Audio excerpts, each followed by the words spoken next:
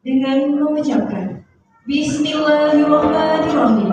Acara Opening Ceremony Musyawarah Daerah ke-15 Badan Koordinasi Himpunan Mahasiswa Atlet Islam Aceh 2024. Hari ini, Jumat 7 Juni 2024, dimulai.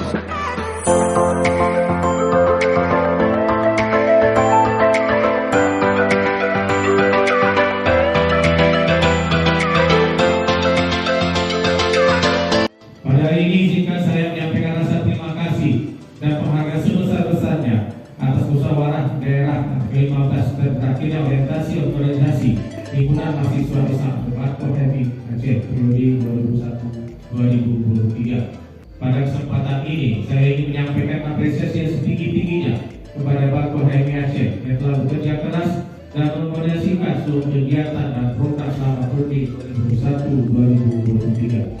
Banyak capaian telah diraih dan tentunya ini semua tidak lepas dari dedikasi, semangat juang serta kerjasama yang baik dari seluruh pengurus dan anggota. Mengucapkan selamat mengikuti musyawarah daerah atau Musda ke-15 dan selamat atas berakhir orientasi koordinasi Bakpo HMI Aceh periode 2021-2023. Semoga Allah SWT senantiasa memberikan petunjuk dan keberkahan kepada kita semua dalam setiap langkah dan usaha kita yang kita lakukan.